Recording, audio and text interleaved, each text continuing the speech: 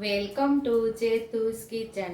આજે આપણે બનાવીશું સાંબાની ખીચડી બનાવવાના છે. કોઈ પણ વ્રત કે ઉપવાસની અંદર તમે ખાઈ શકો છો. એકાદશી હોય તો પણ આ તમે ખીચડી ખાઈ શકો છો. અહીંયા આપણે એક વાટકી ભરીને સાંબો એટલે કે મોરૈયો લીધો છે. અહીંયા લીલા ધાણા લીધા છે, અહીંયા મીઠું લીધું છે અને અહીંયા આપણે 2 ચમચી દહીં લીધું છે, 2 લીલા મરચાં સુધાર લીધા છે, અહીંયા 1 ચમચી ખાંડ લીધેલી છે, 1 ઇંચ આદુનો ટુકડો આપણે ખમણી લીધું છે, 1 ટમેટું સુધાર લીધું છે, 1 નાનો દૂધીનો ટુકડો આપણે સુધારી લીધું છે. બાકી મસાલિયાની અંદરથી જે મસાલાની જરૂર પડે એનો ઉપયોગ કરી ટેસ્ટી એવી ખીચડી બનાવશું. તો ગેસ ચાલુ કરીને આપણે કુકર રાખી દીધું છે અને એમાં નાના ચમચા જેટલું તેલ ઉમેરેલું છે. તેલને આપણે સરસ ગરમ થવા દઈશું. તો અહીં આપણું તેલ સરસ ગરમ થઈ ગયું છે. તો 1 તજનો ટુકડો અને 2 લવિંગ ઉમેરશું.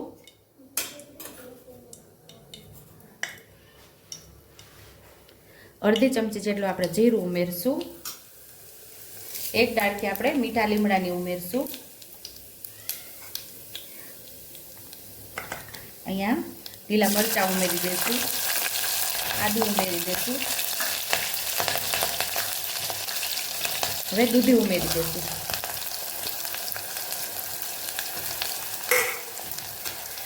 સરસ આપણે સાતળી લઈશું.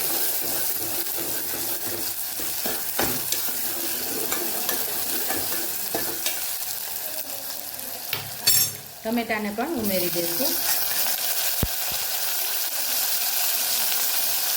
અડધી ચમચીથી થોડી ઓછી આપણે હળદર ઉમેરશું.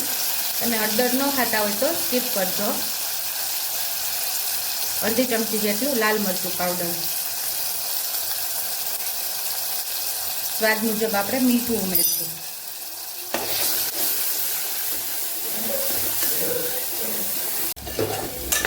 અહીં આપણી દૂધી સતળાતી હતી ત્યાં સુધીમાં આપણે સાંબારને ધોઈ લીધો છે. હવે આપણે ઉમેરી દઈશું.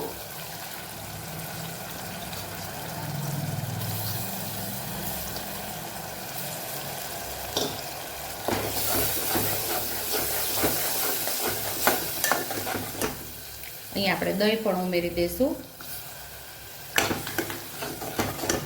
થોડા લીલા ધાણા ઉમેરી દઈશું. થોડા ગાર્નિશ માટે રાખશું આપણે.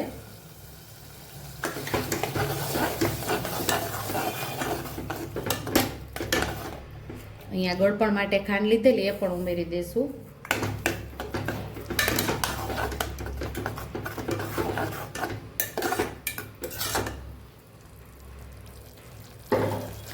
જે વાટકીથી સાંબો લીધો એ 3 વાટકી આપણે અહીંયા પાણી ઉમેરશું.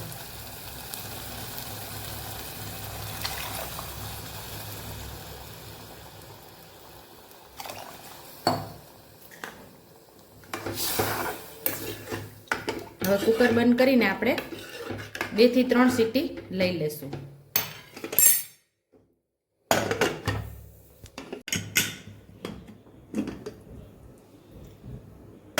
2 સીટી ફાસ્ટ ગેસ ઉપર કરેલી છે, એક સીટી આપણે ધીમા ગેસ ઉપર કરેલી છે. સાવ સ્લો કરી અને સીટી કરેલી છે. મસ્ત એવી આપણી ટેસ્ટી ખીચડી તૈયાર થઈ ગઈ છે. તો સર્વિંગ પ્લેટની અંદર હવે આપણે સર્વ કરી લઈશું. ટેસ્ટી એવી આપણી સાંબાની અને દૂધીની ખીચડી તૈયાર છે. ઉપરથી લીલા ધાણાથી આપણે ગાર્નિશ કરી દઈશું.